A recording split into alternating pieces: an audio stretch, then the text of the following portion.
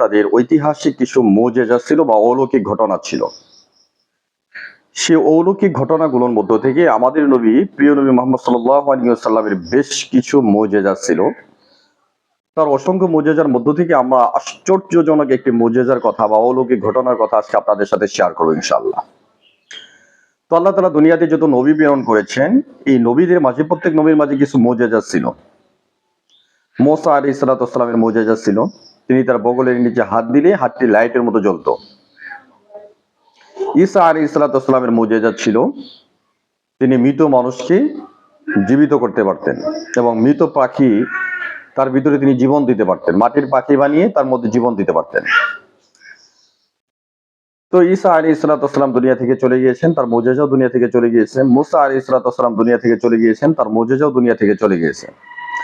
আম্মা জান আয়েশা রাদিয়াল্লাহু তাআলা আনহাকে জিজ্ঞাসা করা হয়েছিল যে রাসূল করিম সাল্লাল্লাহু আলাইহি সাল্লামের মুজিজা কি ছিল।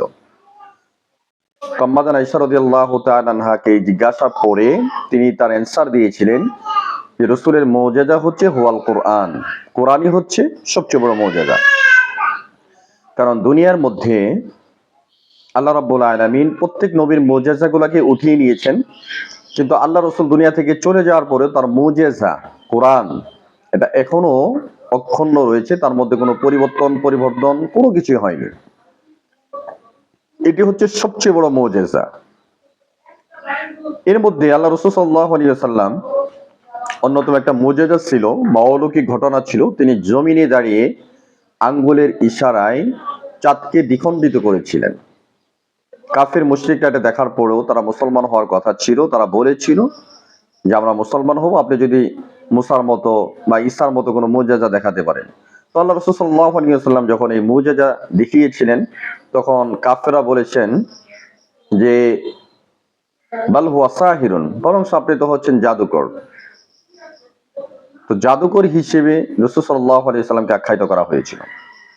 তো ওই হিস্টোরির দিকে আমরা যাচ্ছি না, আজকে আমরা যে হিস্টোরিটা আপনাদের সাথে শেয়ার করব সেটি হচ্ছে খন্দক বা আহজাবের যুদ্ধ, যেটা ইসলামের ইতিহাসে ৫ম হিজরি বা ৪র্থ হিজরির শাওয়াল মাসে সংঘটিত হয়েছিল। এখানে মুসলমানদের সংখ্যা ছিল মাত্র ৩,০০০ এবং সম্মিলিত জোট বাহিনীর সংখ্যা ছিল ১০,০০০ প্লাস। তো এই যুদ্ধকে কেন্দ্র করে রাসূল করিম সাল্লাল্লাহু আলাইহি ওয়াসাল্লাম যখন পরীক্ষা খনন করেছিলেন, সালমান ফারসি রাদিয়াল্লাহু তাআলা আনহার পরামর্শে মদিনায় প্রায় ৩ মাইল পর্যন্ত পরীক্ষা খনন করা হয়েছিল। তো এই পরীক্ষা খনন করতে গিয়ে যখন সাহাবায়ে কেরাম ক্লান্ত হয়ে পড়েছিলেন, তখন আল্লাহ রাসূল সাল্লাল্লাহু আলাইহি ওয়াসাল্লাম কিছু কবিতা আবৃত্তি করেছিলেন, সেটা আমরা সবাই জানি, সেদিকে যাচ্ছি না। তো এখন সাহাবায়ে কেরামকে উদ্বুদ্ধ করে দেওয়ার জন্য বলেছেন আল্লাহুম্মা লা আইশা ইল্লা ঈশাল আখিরাহ, অর্থাৎ দুনিয়ার জীবন কোনো জীবন নয়, আখিরাতের জীবনই হচ্ছে উত্তম জীবন। তখন সাহাবায়ে কেরাম বলেছিলেন নাহানুল লাযীনা বায়াউ আলা মুহাম্মাদান আলাল জিহাদি আবাদা, যে আমরা মুহাম্মদ সাল্লাল্লাহু আলাইহি ওয়াসাল্লামের উপর জিহাদের উপর বায়াত হলাম মৃত্যু পর্যন্ত। তো এই পরীক্ষা খনন করতে গিয়ে সাহাবায়ে কেরাম পেটের মধ্যে পাথর বেঁধেছিলেন, আল্লাহ রাসূল সাল্লাল্লাহু আলাইহি ওয়াসাল্লাম নিজেও পেটের মধ্যে পাথর বেঁধেছিলেন দুইটি। তো এই খনন করতে গিয়ে হঠাৎ একটি পাথর, বিশাল একটা পাথর খনন কাজের মাঝখানে এসে বাধা সৃষ্টি করে। সাহাবায়ে কেরাম অনেক চেষ্টার পরও এটাকে যখন ভাঙতে পারতেছিলেন না, তখন আল্লাহ রাসূল সাল্লাল্লাহু আলাইহি ওয়াসাল্লামকে যখন এ ব্যাপারে ইনফরমেশন করা হলো বা অবগত করা হলো, রাসূল আসলেন, তিনি কোদাল দ্বারা এর উপর যখন একটা বাড়ি দিলেন, তখন পুরা পাথরটা একেবারে মাটির সাথে মিশে গেল। তো সাহাবায়ে কেরাম খোদার তাড়নায় তাদের পেটের পাথরগুলো উন্মোচন করে দেখাইলেন। আল্লাহ রাসূল সাল্লাল্লাহু আলাইহি ওয়াসাল্লাম তখন দুইটি পাথর দেখাইলেন।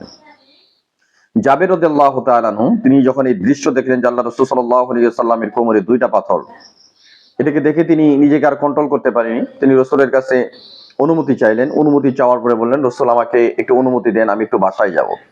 তো তিনি বাসায় গেলেন। বাসায় যাওয়ার পরে তার স্ত্রীকে জিজ্ঞাসা করলেন, তোমার কাছে বা তোমার ঘরে কি কোনো খাবার আছে?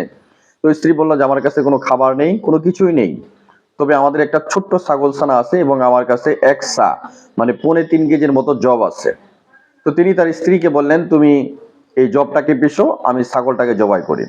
জবাই করার পরে জাবের রাদিয়াল্লাহু তাআলা রাসূল করিম সাল্লাল্লাহু আলাইহি ওয়াসাল্লামের নিকটে আসলেন। আসার পরে তাকে দাওয়াত করলেন, ইনভাইট করলেন যে রাসূল, আমার ঘরে সামান্য একটি ছাগলের বকরি এবং কিছু জব পিষা হয়েছে, আপনি ৭ থেকে ৮ জন লোক নিয়ে আমার বাসায় চলেন। তো রাসূল এই সংবাদ শোনার পরে পরীক্ষা খনন কাজে যারা অংশগ্রহণ করেছিলেন সবাইকে বললেন যে জাবের আমাদেরকে দাওয়াত দিয়েছে, চলো আমরা সবাই জাবেরের বাসায় যাই। তো স্ত্রী বলেছিলেন যে আপনি সর্বোচ্চ 7 থেকে 8 জন মানুষ নিয়ে আসবেন। কিন্তু যখন সদল বলে রাসূল সাল্লাল্লাহু আলাইহি ওয়াসাল্লাম জাবেরের ঘরে গেলেন, তখন জাবেরের সঙ্গে স্ত্রীর একটা বাক্য বিনিময় হয়। কারণ তিনি ভেবেছিলেন যে জাবেরই মনে হয় সবগুলাকে ডেকে নিয়ে আসছেন। কিন্তু পরবর্তীতে যখন জাবির উদ্দিন বললেন যে বিষয়টা এমন নয়, আমি তোমার কথাটাকেই বলেছি, এরপরেই রাসূল সাল্লাল্লাহু আলাইহি ওয়াসাল্লাম সবাইকে নিয়ে আসছেন।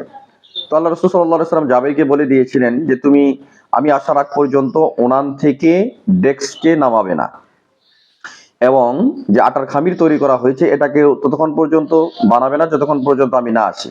তো আল্লাহ রসুল আসলেন, আসার পরে যারা আটের খামার খামার তৈরি করেছিলেন এদেরকে ডাকলেন, এবং উনানের ওপর বা চোলার ওপর যে ছিল ডেক্সি ছিল, সেখান থেকে আল্লাহ রসুল সাল্লাল্লাহু আলাইহি ওয়াসাল্লাম সেই ডেক্সির মধ্যে একটু থুতু দিলেন এবং ওই খামিরের মধ্যে একটু সামান্য থুতু দিলেন, এবং এরপরে রুটি বানানোওয়ালাদেরকে বললেন রুটি বানাও। তারা রুটি বানানো শুরু করলেন। আল্লাহ রাসূল সাল্লাল্লাহু আলাইহি ওয়াসাল্লাম ডেক্সি থেকে মাংস নিতেন এবং রুটি নিতেন। এভাবে 1000 সাহাবাকে তিনি খাওয়াইলেন। সবাই পরিতৃপ্ত হয়ে খেলো।